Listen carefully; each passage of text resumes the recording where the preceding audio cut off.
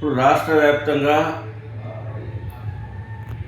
SIR survey జరుగుతూ ఉంది. దాంట్లో భాగంగా ఏలూరు నియోజకవర్గ ప్రజలందరికీ కూడా విజ్ఞప్తి చేస్తూ ఉన్నాను. ఎలక్షన్ కమిషన్ పంపించినటువంటి టీం ప్రతి ఒక్క ఇంటికి కూడా వచ్చి దాంతోపాటు రాజకీయ పార్టీ ప్రతినిధులు, బూత్ లెవెల్ ఏజెంట్స్ కూడా వస్తూ ఉన్నారు. మీరందరూ కూడా మీ యొక్క ఓటరు జాబితాలో ఉండటం కోసం కావలసినటువంటి డాక్యుమెంట్స్ అన్నీ కూడా చూపించి మీ ఓట్లు తొలగింపుకు గురి కాకుండా కాపాడుకోవాల్సినటువంటి బాధ్యత మీ మీద, రాజకీయ పార్టీలపైన, ప్రజాప్రతినిధులపైన కూడా ఉంది. ప్రధానంగా మీరు బాధ్యత తీసుకోవాలి.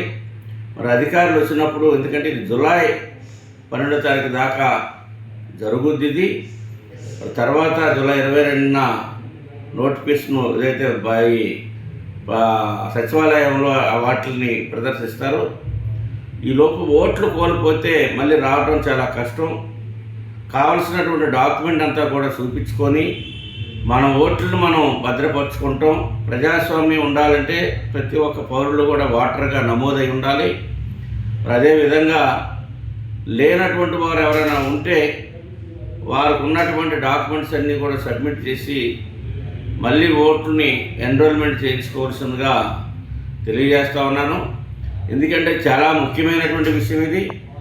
ఓటు అనేది కోల్పోతే రేపొద్దున అనేకమైనటువంటి ప్రభుత్వం నుంచి వచ్చేటువంటి సంక్షేమ కార్యక్రమాలు కానీ, రేపు ఐడెంటిటీ అనేది కోల్పోతాం. దానికి గురి కాకుండా మరి మహిళా సోదరులు కానీ, పురుషులు కానీ, మేధావి వర్గాలు కానీ, అదేవిధంగా విద్యార్థులు 12 సంవత్సరాలు నిండినటువంటి ప్రతి ఒక్కరు కూడా ఓటు నమోదు చేసుకోవడం కోసం ప్రయత్నం చేయాలి. ఎందుకంటే ఏ ప్రభుత్వాన్ని ఎన్నుకోవాలన్నా, ఏ ప్రభుత్వాన్ని గద్దెని దింపాలన్నా, మంచి పరిపాలించే నాయకులు మనం ఎన్నుకోవాలన్నా ఓటు అనేది చాలా ఇంపార్టెంట్ కనుక, ఓటు అనేది చాలా ప్రాముఖ్యత ఉన్నటువంటిది కనుక ఆ ఓటుని రక్షించుకోవాల్సిందిగా ఏలూరు నియోజకవర్గ ప్రజలందరికీ కూడా విజ్ఞప్తి చేస్తూ ఉన్నాను. మరవకండి, మర్చిపోకండి.